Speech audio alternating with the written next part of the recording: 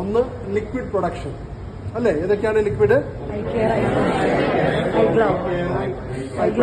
Okay, ആ liquid പ്രൊഡക്ഷനൊക്കെ നമുക്ക് ഈ വിങ് പോയിട്ട് അവിടെയാണ് ലിക്വിഡ് പ്രൊഡക്ഷൻ നടക്കുന്നത്. ഓക്കെ, അടുത്തത് നമ്മുടെ ഐസ്ലിം ബാർ. ഈ കാണുന്നില്ല, ഈ കാണുന്നത് ഇതാണ് കംപ്ലീറ്റ് ഐസ്ലിം ബാറിന്റെ പ്രൊഡക്ഷൻ. ഓക്കെ, അപ്പൊ ഞങ്ങൾ കഴിഞ്ഞ ശനിയാഴ്ചയും കൊണ്ട് നിങ്ങളുടെ ഡിസംബർ പ്ലാന് നമ്മൾ പ്രൊഡക്ഷൻ പ്ലാൻ ചെയ്യും. ഓക്കെ, അപ്പൊ അടുത്ത ആഴ്ച പാക്ക് ചെയ്ത് നിങ്ങൾക്ക് വരും. അവിടെ കാണുന്നില്ലേ ആ സെക്ഷൻ, അതാണ് coffee section. Okay, coffee creamer and coffee black section. Okay, ഇപ്പൊ നമുക്ക് ഐപ്പൾസ് ഫില്ലിംഗ് നമുക്ക് കാണാം. Formulation, packing, primary packing and secondary packing. Okay, അപ്പൊ നിങ്ങൾക്ക് അറിയണം ഇൻഡസ്ട്രി ഒരു പ്ലാൻ തന്നു കഴിഞ്ഞാൽ ഒരു മാസത്തെ ഇല്ലെങ്കിൽ 40-50 ദിവസത്തെ പ്ലാൻ ആയിരിക്കും. കാരണം അതിന്റെ ബഡ്ജറ്റ് പ്ലാൻ ആകണം, ഫണ്ട് ഫ്ലോ ആകണം, packing material and raw material. അപ്പോൾ നമുക്ക് ഏകദേശം 30 to 40 ഡേയ്സ് മുമ്പ് തന്നെ നമുക്ക് എന്ത് വരണം? സെയിൽ ഓർഡർ, പർച്ചേസ് ഓർഡർ വരണം. കാരണം നമുക്ക് കിട്ടുന്ന റോ മെറ്റീരിയലൊക്കെ പല സ്ഥലത്തു നിന്നാണ്. ഇന്ത്യയിലെ കാശ്മീർ തൊട്ട് കന്യാകുമാരി വരെ സപ്ലയേഴ്സ് ഉണ്ട്. അപ്പോൾ മനസ്സിലായോ? അപ്പോൾ നമ്മൾ ഏകദേശം ഒരു 35 to 40 days ahead we have to plan to procure raw material and packing material.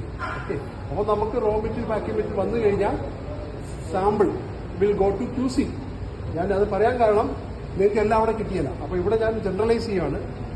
Any raw material will come, GRN ആകും. GRN ആയിക്കഴിഞ്ഞ് കഴിഞ്ഞാൽ QC വന്ന് സാമ്പിൾ ചെയ്യും. സാമ്പിൾ ചെയ്തിട്ട് sample will go to QC. അവിടെ കെമിക്കൽ അനാലിസിസ് ചെയ്യും, പിന്നെ micro analysis. ഓരോ റോ മെറ്റീരിയലിന്റെ മൈക്രോ പാസ്സായിട്ട് നമുക്ക് റിസൾട്ട് കിട്ടണമെങ്കിൽ 6 ദിവസമാണ് ഒരു raw material.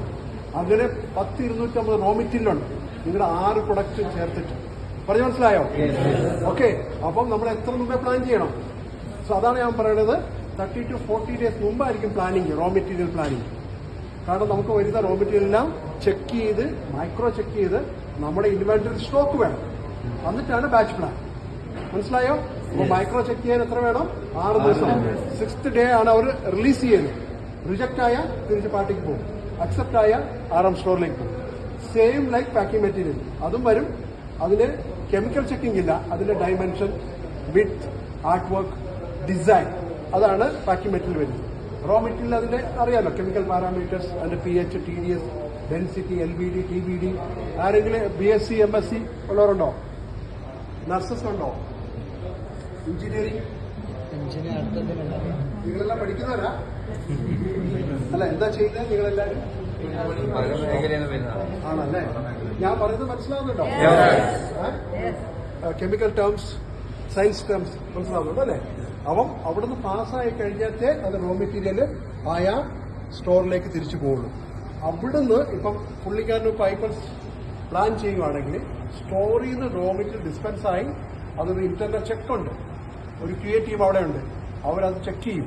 Individual raw material correct ആണോ, ക്വാണ്ടിറ്റി കറക്റ്റ് ആണോ, പർട്ടിക്കുലർ GR നമ്പർ കറക്റ്റ് ആണോ, അതൊക്കെ ചെക്ക് ചെയ്തിട്ടാണ് ഇവർക്ക് റോ മെറ്റീരിയൽ ഡിസ്പെൻസ് ചെയ്യുന്നത്. അതേപോലെ ഇവരൊന്നും കൂടെ ചെക്ക് ചെയ്യും, വെയിറ്റും കാര്യങ്ങളൊക്കെ. അങ്ങനെ ട്രിപ്പിൾ ചെക്കാണ് ഉള്ളിലേക്ക് കയറുന്നുണ്ട്. Before going for formulation triple check ചെയ്തിട്ട് ആ ഡീറ്റെയിൽസ് QAക്ക് പ്രൊഡക്ഷൻ മാനേജ് പോകും. അത് കഴിഞ്ഞിട്ടാണ് ബാച്ച് മാനുഫാക്ചർ സ്റ്റാർട്ട് ചെയ്യുന്നത്. പറഞ്ഞു മനസ്സിലായോ? ഫൈബേഴ്സിൽ ഏകദേശം 10, 18, 22 ഘടകങ്ങളുണ്ട് റോ മെറ്റീരിയൽ. അത്രയും ഐറ്റംസ് പാസ്സായിട്ടാണ് നമ്മൾ പ്രൊഡക്ഷനിലേക്ക് പോകുന്നത്. അപ്പോൾ നിങ്ങൾക്ക് അവിടെ കാണാൻ പറ്റും. കാരണം നിങ്ങൾക്ക് അവിടെ പോകുമ്പോൾ ലെങ്തി ആയി പോകും. ഞാൻ പറയുന്നത് കേൾക്കില്ല, അതിനകത്താണ് ഞാൻ അതെല്ലാം ഇവിടെ പറയുന്നത്. അപ്പോൾ നിങ്ങൾ അവിടെ ചെന്ന് കഴിഞ്ഞാൽ ഐപ്പൾസിന്റെ ഫോർമുലേഷൻ കഴിഞ്ഞ് സാമ്പിൾ ക്യൂസിലേക്ക് പോയി QC അതിന്റെ ബേസിക് പാരാമീറ്റേഴ്സ് എന്ന് പറഞ്ഞു കഴിഞ്ഞാൽ ടേസ്റ്റ്, സെൻസറി, അതിനാണ് സെൻസറി ടീമുണ്ട്, പാനലുണ്ട്, ചെക്ക് ചെയ്യും. എല്ലാ ബാച്ചും ചെക്ക് ചെയ്യും. ഓക്കെ, അതിന്റെ pH, ടേസ്റ്റ്, ഓക്കെ, അതിന്റെ TDS ഇത്ര ചെക്ക് ചെയ്തിട്ട് പുള്ളിക്കാരന് അപ്രൂവൽ കൊടുക്കും. Batch is okay, go for pasteurisation. എന്താണ് പാസ്ചറൈസേഷൻ? പാസ്ചറൈസ് മിൽക്ക് എന്നൊക്കെ നമ്മൾ കേട്ടിട്ടില്ലേ? ഓക്കെ, നമുക്ക് പാസ്ചറൈസ് ഉണ്ട്. അപ്പം ഫോർമേഷൻ കഴിഞ്ഞു കഴിഞ്ഞാൽ അത് ആ എക്യുപ്മെന്റിൽ കൂടെ പാസ് ചെയ്യും.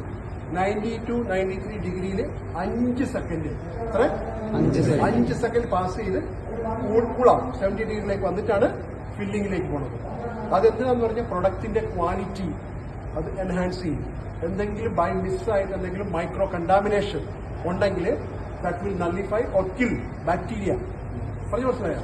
നമ്മൾ അതിനായിട്ടാണ് പാസ്ചറൈസ് ചെയ്ത് വെക്കുന്നത് ചില അല്ലെ ഫുഡ്സ്.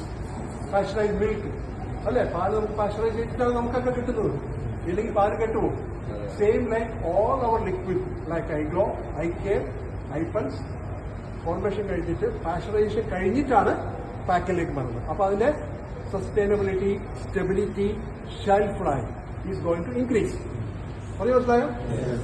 ക്ലിയർ?